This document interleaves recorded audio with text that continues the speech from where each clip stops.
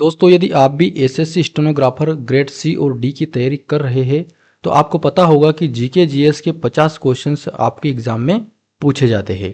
इसके अलावा जो है रीजनिंग के 50 क्वेश्चंस और इंग्लिश के 100 क्वेश्चंस उसमें आते हैं। तो इस तरह से कुल टोटल जो है 200 क्वेश्चंस का पेपर रहता है और उसमें 2 घंटे का टाइम रहता है ना। तो जो जीके जीएस के क्वेश्चन है 50 क्वेश्चंस, उसकी तैयारी आप हमारी वीडियो के द्वारा बहुत ही अच्छे तरीके से कर सकते हैं, है ना। इससे पहले हमने 4 वीडियो बनाकर अपलोड कर दिए, ये वीडियो 5 है ना। तो ऐसा नहीं है कि आपने जो वीडियो 4 नहीं देखी तो आपको पहले वो देखना है, ऐसा नहीं है। आप कहीं से भी स्टार्ट कर सकते हैं। चलिए देखते हैं हमारा क्वेश्चन क्या है। किताब उल हिंद पुस्तक के लेखक कौन थे? तो आंसर हो जाएगा अल बरूनी। अल बरूनी जो है किताब उल हिंद पुस्तक के लेखक है। अगला देखिए, भारतीय संविधान के किस अनुच्छेद में समान नागरिक संहिता यूसीसी का वर्णन है? तो अनुच्छेद 44 में। अनुच्छेद 44 में जो है समान नागरिक संहिता का उल्लेख है। अगला देखिए, मानव शरीर की सबसे बड़ी हड्डी कौन सी है? तो ये फीमर हड्डी है जो कि जांग में पाई जाती है ना। जांग की हड्डी फीमर जो कि मानव शरीर की सबसे बड़ी हड्डी होती है। अगला देखिए, रजत तरंगिणी यानी कश्मीर का इतिहास जिस इस पुस्तक में है, इसके लेखक कौन है? तो ये पुस्तक जो है कल्हण की पुस्तक है, राज तरंगिणी या रजत तरंगिणी, है ना। तो इसमें क्या है, कश्मीर का इतिहास इसमें लिखा गया है। तो इसके लेखक कौन है? कल्हण। अगला देखिए, सौर मंडल का सबसे बड़ा उपग्रह कौन सा है? तो सौर मंडल का सबसे बड़ा उपग्रह जो है गैनीमेड है। ये किसका उपग्रह है? तो ये बृहस्पति ग्रह का उपग्रह है। चलिए अगला क्वेश्चन देखिए, छठ पूजा मुख्य रूप से किस राज्य का त्योहार है? तो छठ पूजा जो है बिहार राज्य का मुख्य त्योहार है। अगला क्वेश्चन है, तृतीय बौद्ध संगति किसके शासनकाल में हुई थी? तो याद रखना, तृतीय बौद्ध संगति जो है अशोक के शासनकाल में हुई थी। अगला क्वेश्चन है, विटामिन B1 का रासायनिक नाम क्या है? तो विटामिन B1 का रासायनिक नाम है थाइमिन। कौन सी है? थाइमिन। अगला क्वेश्चन है, भारत की सबसे लंबी नहर कौन सी है? तो इंदिरा गांधी नहर, ये भारत की सबसे लंबी नहर में से एक है। अगला है, अगुंतुर निकाय किस धर्म का ग्रंथ है जिसमें 16 महाजनपदों का वर्णन है? तो ये जो अगुंतुर निकाय है ये बौद्ध धर्म का एक ग्रंथ है। इसमें 16 महाजनपदों के बारे में बताया गया है। अगला क्वेश्चन देखिए, राज्यसभा की प्रथम महिला उपसभापति कौन थी? तो राज्यसभा की प्रथम महिला उपसभापति जो है वायलेट अल्वा थी। कौन थी? Violet Alva. अगला क्वेश्चन है, विद्युत शक्ति इलेक्ट्रिक पावर का मात्रक क्या है? तो याद रखना, विद्युत शक्ति का पावर जो है वाट है। अगला क्वेश्चन है, विक्रमशिला विश्वविद्यालय को किसने नष्ट किया था? तो विक्रमशिला विश्वविद्यालय को जो है थियार खिलजी ने नष्ट किया था। अगला क्वेश्चन है, विधि द्वारा स्थापित प्रक्रिया किस देश से ली गई है? तो जो विधि द्वारा स्थापित प्रक्रिया है वो जापान से ली गई है। अगला क्वेश्चन है, रक्त का शुद्धिकरण यानी प्यूरिफिकेशन शरीर के किस अंग से होता है? तो वृक्क से होता है, यानी कि किडनी से होता है। अगला क्वेश्चन है, भारत का प्रवेश द्वार किसे कहा जाता है? तो भारत का प्रवेश द्वार जो है मुंबई को कहा जाता है। अगला क्वेश्चन देखिए, विश्व मानव अधिकार दिवस कब मनाया जाता है? तो प्रत्येक 10 दिसंबर को विश्व मानव अधिकार दिवस मनाया जाता है। स्कर्वी रोग किस विटामिन की कमी से होता है? तो स्कर्वी रोग जो है विटामिन सी की कमी से होने वाला रोग है। अगला है, पानीपत का द्वितीय युद्ध जो 1556 में हुआ था, ये किसके बीच में हुआ था? तो अकबर और हेमू के बीच में हुआ था, है ना। जो पानीपत का द्वितीय विश्व युद्ध जो 1556 में हुआ था वो अकबर और हेमू के बीच में हुआ था। अगला है, अनुच्छेद 280 का संबंध किससे है? तो अनुच्छेद 280 का संबंध वित्त आयोग से है। अगला देखिए, पुरानी जलोढ़ मिट्टी को क्या कहा जाता है? तो पुरानी जलोढ़ मिट्टी को बांगर कहा जाता है। अगला क्वेश्चन से, गौतम बुद्ध ने अपना प्रथम उपदेश कहाँ दिया था? तो इंपॉर्टेंट क्वेश्चन है। तो गौतम बुद्ध ने जो है सारनाथ में अपना पहला उपदेश दिया था। अगला क्वेश्चन से, रिवॉल्वर का आविष्कार किसने किया था? तो सैमुअल कोल्ट ने। सैमुअल कोल्ट ने रिवॉल्वर का आविष्कार किया था। अगला है, भारत की सबसे ऊंची मूर्ति कौन सी है?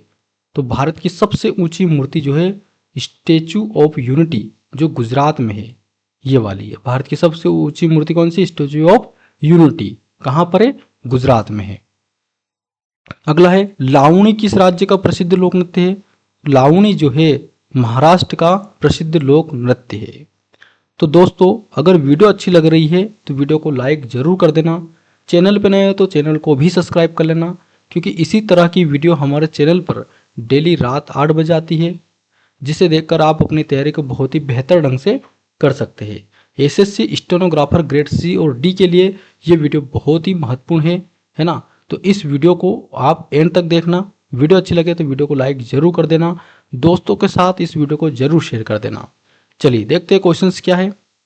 ब्रह्मपुत्र नदी अरुणाचल प्रदेश में किस नाम से प्रवेश करती है? तो जो ब्रह्मपुत्र नदी है उसको अरुणाचल प्रदेश में जो है दिहांग कहा जाता है।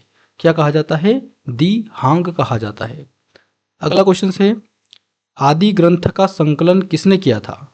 तो आदि ग्रंथ का संकलन जो है गुरु अर्जुन देव ने किया था। अगला है, निवारक निरोध प्रिवेंटिव डिटेंशन किस अनुच्छेद के अंतर्गत आता है? तो अनुच्छेद 22 के अंतर्गत आता है। निवारक निरोध जो है अनुच्छेद 22 के अंतर्गत आता है।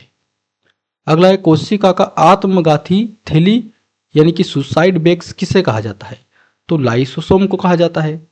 लाइसोसोम जो है कोशिका के अंदर एक ऐसा अंग है जिसमें हाइड्रोक्लोरिक एसिड होता है ना। ये क्या करता है? मरी हुई कोशिका को नष्ट करता है, इसलिए इसको क्या कहा जाता है? आत्मघाती थैली भी कहा जाता है। अगला है, डेविस कप किस खेल से संबंधित है? तो डेविस कप जो है टेनिस खेल से संबंधित है। अगला है, कन्नौज का युद्ध जो कि 1540 में हुआ था, ये किसके बीच में हुआ था? तो शेर शाह सूरी और हुमायूं के बीच में हुआ था।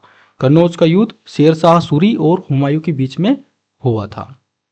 अगला है, लोक संघ सेवा आयोग है ना, यानी कि यूपीएससी के अध्यक्ष की नियुक्ति कौन करता है? तो ये राष्ट्रपति करते हैं। अगला है, बांधवगढ़ राष्ट्रीय उद्यान किस राज्य में है? तो ये मध्य प्रदेश का एक राष्ट्रीय उद्यान है। अगला है, चिश्ती संप्रदाय की स्थापना भारत में किसने की थी? तो चिश्ती संप्रदाय की स्थापना भारत में ख्वाजा मोइनुद्दीन चिश्ती ने की थी। किसने की थी? ख्वाजा मोइनुद्दीन चिश्ती ने की थी। अगला है, चेचक के टीके की खोज किसने की थी? तो एडवर्ड जेनर ने। एडवर्ड जेनर ने चेचक के टीके की खोज की थी। अगला देखिए, grand old man of India किसे कहा जाता है? Grand old man of India किसे कहा जाता है? तो आंसर हो जाएगा दादा भाई नौरोजी को कहा जाता है। अगला है, राष्ट्रीय महिला आयोग की स्थापना कब हुई थी? तो 1992 में हुई थी। मुद्रा राक्षक के लेखक कौन है? तो विशाखा दत्त जो है मुद्रा राक्षक के लेखक है। अगला है, डंकन पास। डंकन पास किसके बीच स्थित है? तो ये दक्षिण अंडमान और लघु अंडमान के बीच स्थित है डक्कन पास। चलिए अगला है, आधुनिक आवर्त सारणी किसने दी थी? तो आंसर हो जाएगा मोसले ने दी थी। अगला है, ऋग्वेद में कितने मंडल है? तो ऋग्वेद में टोटल 10 मंडल है। अगला है, नगर पालिका का संबंध संविधान की किस अनुसूची से है? तो नगर पालिका का संबंध संविधान की 12वीं अनुसूची में है। 12वीं अनुसूची में नगर पालिका का संबंध है और 11वीं अनुसूची में पंचायती राज का संबंध है, तो इसको ध्यान रखिए। प्रकाश वर्ष यानी कि लाइट ईयर किसका मात्रक है? ये दूरी का मात्रक है, डिस्टेंस का मात्रक है। अगला क्वेश्चन से, जबलपुर किस नदी के किनारे बसा है? तो आंसर हो जाएगा नर्मदा नदी, है ना। तो जबलपुर नर्मदा नदी के किनारे बसा हुआ है। अगला है, विश्व की सबसे गहरी झील कौन सी है? तो बेकाल झील विश्व की सबसे गहरी झील है। सल्तनत काल में दीवान ए अमीर को ही कृषि विभाग किसे बनाया गया? तो मोहम्मद बिन तुगलक को बनाया गया। अगला है मतदान की आयु 21 से घटाकर 18 वर्ष किस संशोधन के द्वारा की गई है? तो 61वें संशोधन के द्वारा की गई है। अगला है अंतर्राष्ट्रीय न्यायालय ICJ का मुख्यालय कहाँ पर है? तो द हेग, जो कि नीदरलैंड में है ना, द हेग में है। अगला है हरि प्रसाद चौरसिया किस वाद्य यंत्र से संबंधित है? तो ये बांसुरी से संबंधित है। हरि प्रसाद चौरसिया जो है किस वाद्य यंत्र से संबंधित है? तो बांसुरी से संबंधित है। अगला है विश्व एड्स दिवस कब मनाया जाता है? तो प्रतिवर्ष 1 दिसंबर को विश्व एड्स दिवस मनाया जाता है। तो दोस्तों आज की वीडियो में हमने 50 क्वेश्चंस की प्रैक्टिस की है।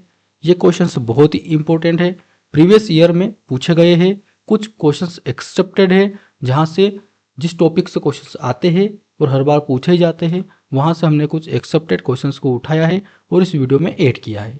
तो आपको वीडियो देखने के बाद एक बार इसका रिवीजन जरूर कर लेना है, क्योंकि एग्जाम में जब भी आपको इस तरह के क्वेश्चन दिखाई देंगे तो आप उनको बिना किसी कन्फ्यूजन के आसानी से बना पाओगे। दोस्तों वीडियो कैसी लगी है कमेंट बॉक्स में ज़रूर बताना। आप वीडियो कहाँ से देख रहे हो, आपने एसएससी स्टेनोग्राफर का एग्ज़ाम कितनी बार दिया है, कमेंट बॉक्स में ज़रूर बताइए। मिलते अगले वीडियो में, तब तक के लिए जय हिंद।